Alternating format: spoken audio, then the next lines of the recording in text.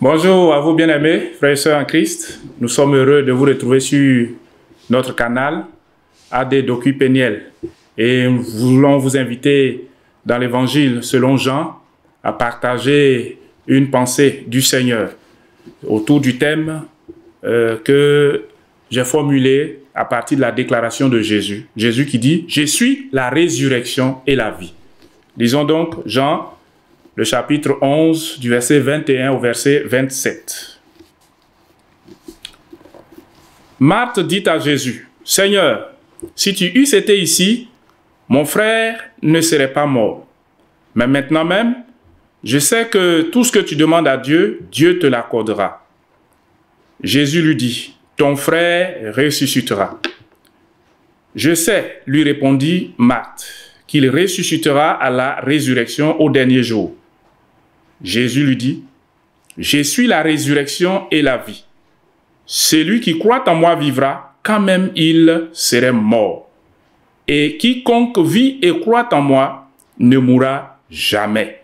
Crois-tu cela? » Elle lui dit, « Oui, Seigneur, je crois que tu es le Christ, le Fils de Dieu qui devait venir dans le monde. Je suis la résurrection et la vie. » Dans cette histoire de son chapitre 11, l'évangile selon Jean nous met en relation avec une famille de Béthanie.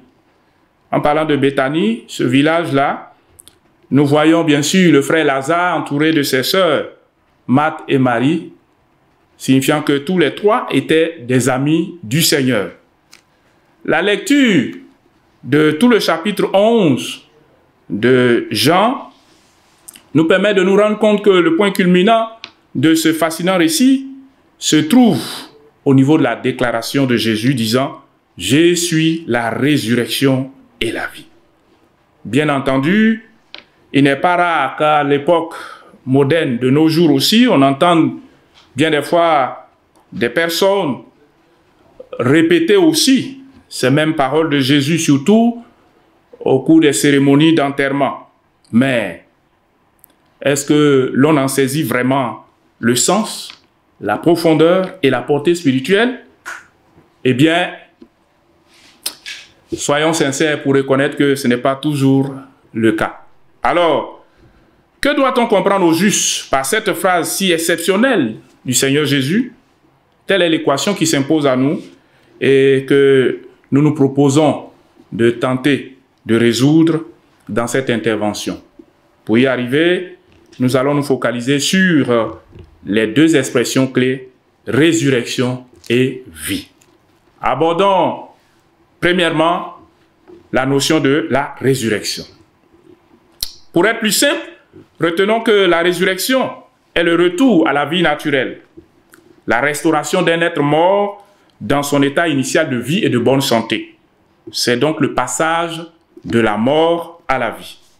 Alors, sachant que dans la Bible, l'Ancien Testament ne dit presque rien sur la résurrection, quand bien même il s'y trouve quelques cas de personnes revenues à la vie.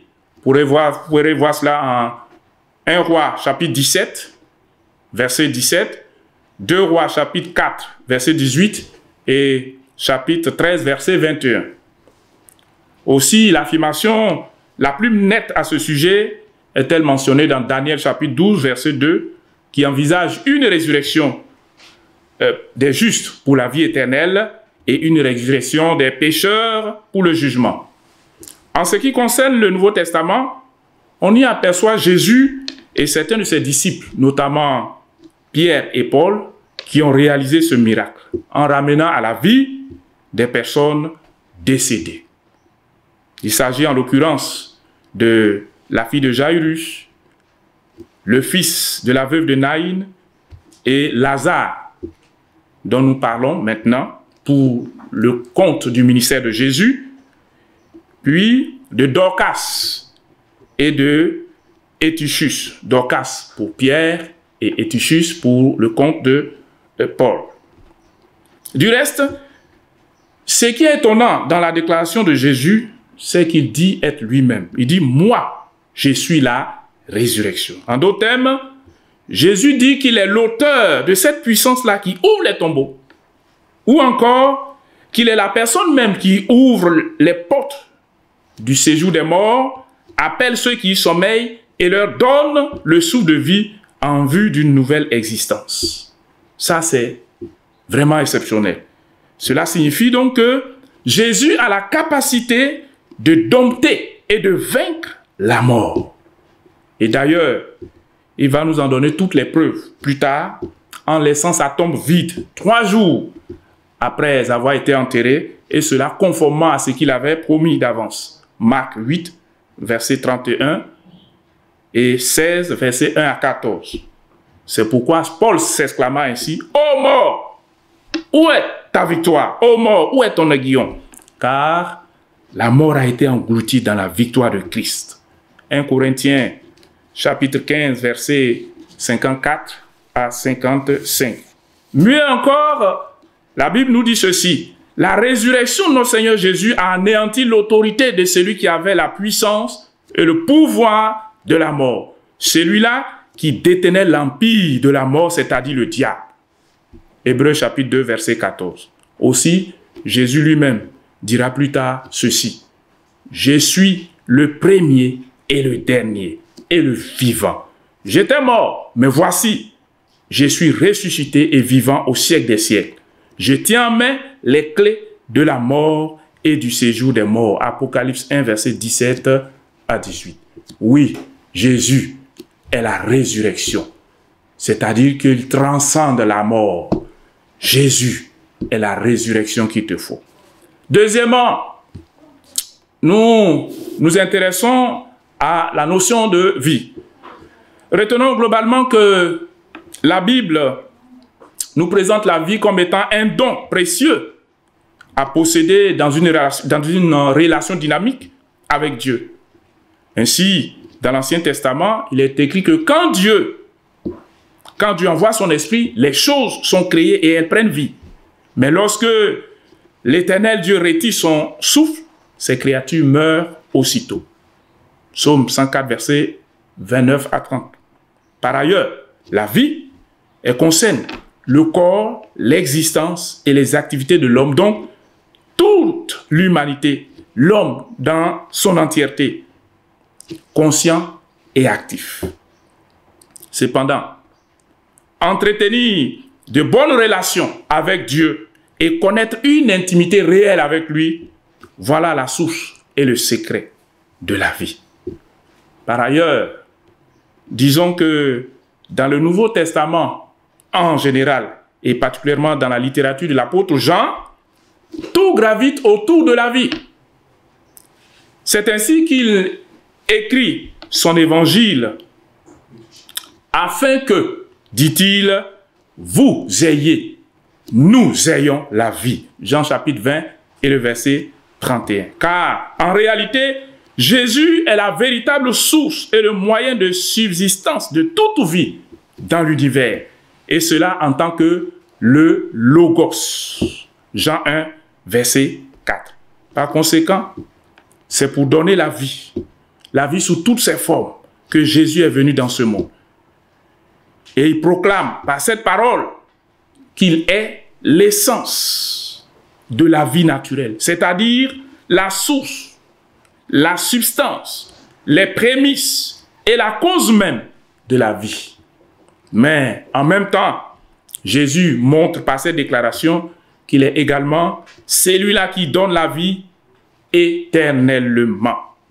C'est pourquoi sa définition de la vie éternelle consiste à connaître Dieu, et cela par une communion personnelle avec son Christ qui nous a envoyés sur cette terre. Jean chapitre 17 et le verset 3. En somme, disons que pour des êtres aussi fragiles et passagers comme les humains, la vie nouvelle n'est que le résultat de la résurrection. C'est pourquoi Jésus dit d'abord qu'il est la résurrection avant de proclamer qu'il est la vie. Aussi, Christ est-il cette vraie vie, la vie qui transforme les êtres mortels en des êtres éternels? En outre, il faut le rappeler, la vie est à la fois une possession actuelle dans ce siècle présent et une espérance merveilleuse pour l'avenir, pour parler donc de l'éternité glorieuse. Mais pour recevoir cette vie spirituelle, il faut d'abord mourir quant à la vieille nature eu égard au péché originel. Ensuite, il faut ressusciter ou naître de nouveau pour aboutir enfin à la vie éternelle. Par ailleurs, Jésus rassure les siens. Il dit, quiconque vit et croit en moi ne mourra jamais. Jean chapitre 11, versets 25 à 26. Il dit, par cette déclaration, que même si le chrétien meurt aujourd'hui, son corps ressuscitera au temps marqué par le Seigneur. Et son âme, gardée de tout mal, vivra pour toujours avec Dieu. Quelle espérance glorieuse! Telle est la grande bénédiction qui est réservée aux frères et aux sœurs en Christ, aux bien-aimés frères en Christ qui le sont de façon authentique, qui le sont de façon véritable.